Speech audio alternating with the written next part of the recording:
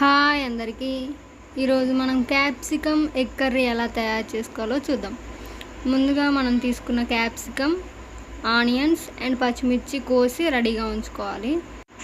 తర్వాత మనం తీసుకున్న గిన్నెలో ఒక 4 చెంచాల ఆయిల్ వేసుకోవాలి. అది హీట్ అయిన తర్వాత ఆనియన్స్ వేయాలి. ఆ ఆనియన్స్ అనేవి మంచిగా కొంచెం గోల్డెన్ కలర్ వచ్చేంత వరకు ఫ్రై చేసుకోవాలి. చూడండి, మంచిగా అలా వచ్చిన తర్వాత కొంచెం పచ్చిమిర్చి వేసుకోవాలి. ఎందుకంటే మనం క్యాప్సికమ్ కర్రీలో మనం కారం వేయం కాబట్టి పచ్చిమిర్చి వేసుకోవాలి. సరిపోయేంత, మీరు తినే ఘాటుకు సరిపోయేంత వేసుకోవాలి.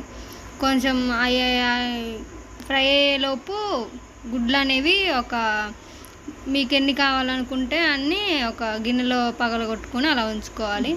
తర్వాత కొంచెం ఉప్పు, కొంచెం పసుపు వేసి కాసేపు మగ్గనివ్వాలి ఆనియన్స్ని.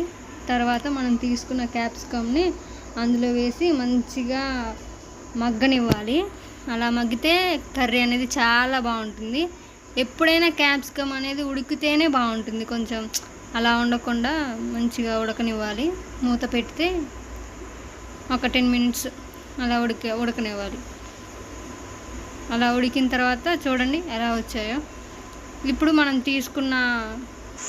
ఇప్పుడు మనం అందులో ఉప్పు వేసుకుందాం. ఉప్పు వేసుకోవడం వల్ల ఇంకా మంచిగా ఉడుకుతాయి. అలా ఉడికితే టేస్ట్ అనేది చాలా బాగుంటుంది. తర్వాత కొంచెం అల్లం పేస్ట్ వేసుకుందాం. కొంచెమే వేసుకోవాలి, ఆ టేస్ట్ అనేది దానికి చాలా బాగుంటుంది. తర్వాత మనం ముందుగా పగలగొట్టి ఉంచుకున్న కోడిగుడ్లను అందులో వేసుకోవాలి. చూడండి, కొంచెం క్యాప్సికమ్ ముక్కలు అనేవి కొంచెం పక్కకని అట్లా వేసుకుంటే బాగుంటుంది. మనం మాడిపోకుండా ఇప్పుడు చూపించిన విధంగా గుడ్డుని అలా కలపాలి.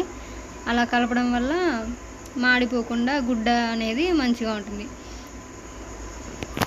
తర్వాత మొత్తం కలుపుకోవాలి. అలా కలుపుకుంటే ఎగ్ అనేది మంచిగా ఉడుకుతుంది. ఉడకడం వల్ల కొంచెం మంచి టేస్ట్ అనేది వస్తుంది. చూడండి ఎలా వచ్చిందో క్యాప్సికమ్ కర్రీ. తర్వాత అది కొంచెం ఇంకా ఒక 5 మినిట్స్ అలా ఉడికిన తర్వాత మనం మసాలా వేసుకోవడమే. అప్పుడు మన క్యాప్సికమ్ కర్రీ అనేది చాలా బాగుంటుంది. చూడండి, ఇప్పుడు మనం మసాలా వేసుకుందాం. మసాలా వేసుకొని కలుపుకుంటే మన capsicum curry ready. Thank you for